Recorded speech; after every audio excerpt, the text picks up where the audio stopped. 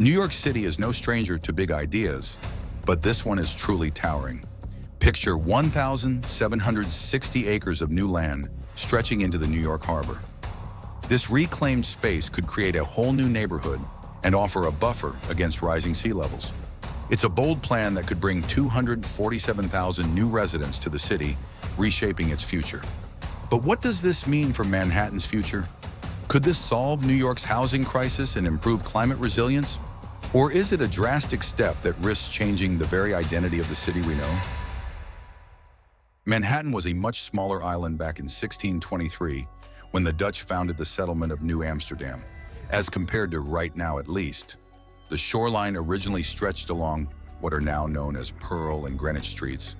It also had a 12-foot defensive wall meant to show the northern boundary, which is now called Wall Street.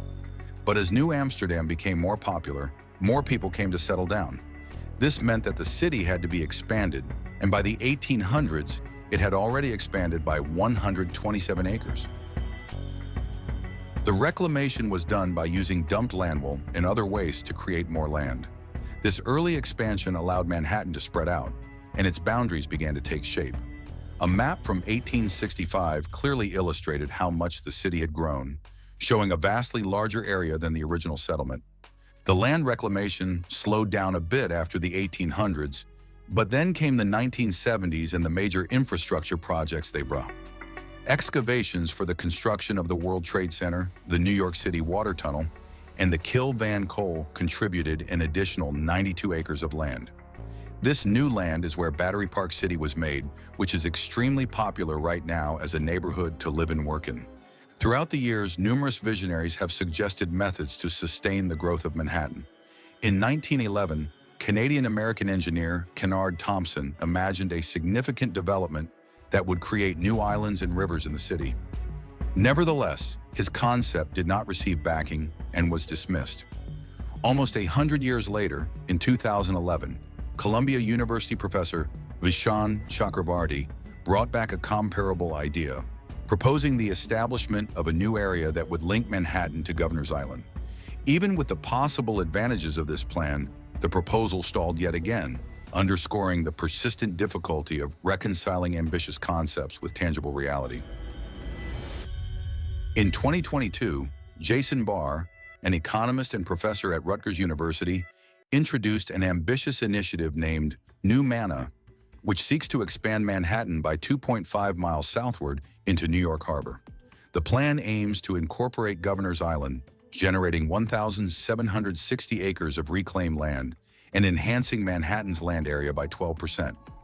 This expansion would provide new chances for urban development while also tackling the urgent issues of climate change and housing deficiencies. The new land will be elevated between 13 and 15 feet above sea level. This height is vital for safeguarding the city against the increasing risk of storm surges and higher sea levels resulting from climate change. By raising the land, New Manna would create a physical barrier, decreasing the likelihood of flooding and storm damage to Lower Manhattan.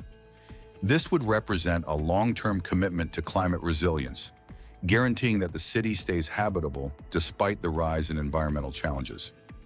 The area around New Manna would include wetlands and marsh areas, forming a natural barrier against storm surges. These ecosystems are crucial for soaking up surplus water during severe weather occurrences, stopping floods from impacting city regions. The wetlands would aid in reducing the impact of climate change by offering a habitat for animals and enhancing water quality in nearby regions. Since New Manna would be at a height and surrounded by wetlands, it would become a natural barrier to storms. Those are a pretty big problem, since some experts predict that 37% of Lower Manhattan will be vulnerable to storms by 2050.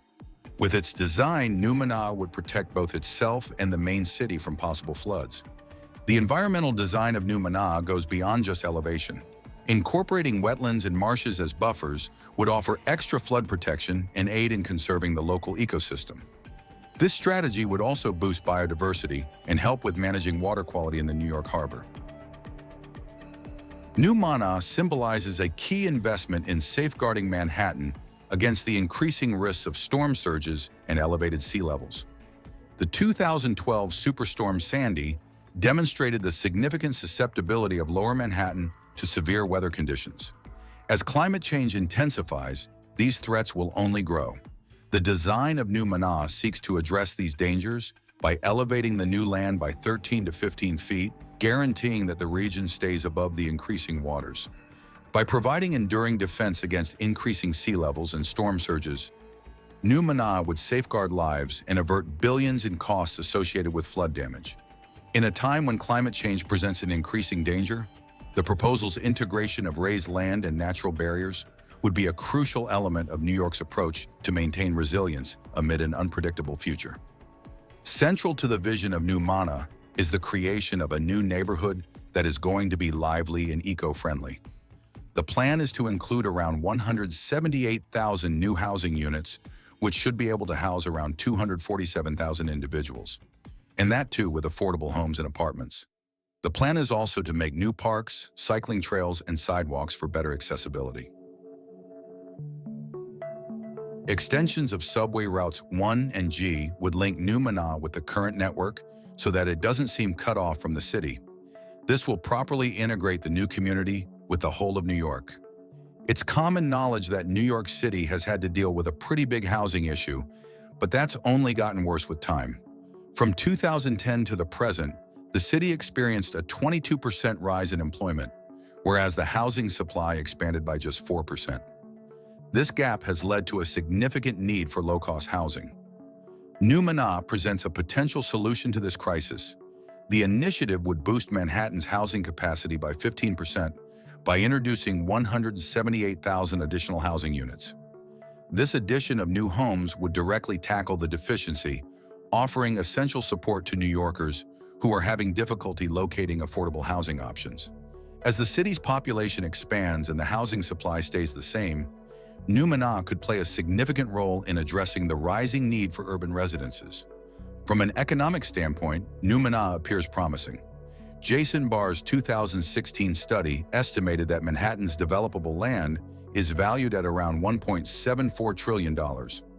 Applying this valuation to the new land created by the expansion of New Manà, factoring in inflation, the project could generate an estimated $270 billion in land value alone. This figure reflects the immense potential of the development. After the area is developed and completely incorporated into the city, the property values are expected to rise even more, rendering the project not only feasible, but also extremely profitable over time. The economic effects of this initiative would advantage both individual investors and the municipality, energizing the local economy via real estate growth and employment opportunities. Real estate development within New Manà would also create vast economic opportunities. Both the construction and real estate sectors would thrive, and the wider economy of the city would benefit as well. Property taxes, retail expansion, and various business activities would create extra revenue, aiding in offsetting project expenses while delivering lasting advantages to the city. A significant challenge confronting New Manà is the elevated expenses. Constructing a project of this scale would cost tens of billions of dollars. If the government finances it, taxpayers would probably shoulder the majority of the financial load, resulting in public backlash. Conversely, private investment might lead to the creation of upscale residences, which would drive up property values and worsen New York City's existing affordability problem. Another significant issue is the extended duration of the project. Due to its scale, building New Manà may span several decades, indicating its advantages won't be experienced for many years. This holdup could impede the city's capacity to swiftly tackle its urgent housing deficit and climate risks. Geographically, the project would significantly alter Manhattan's shoreline, removing a large portion of its natural scenery. This may provoke resistance from nearby inhabitants and conservationists who are cautious about such a drastic alteration of the island's historical landscape.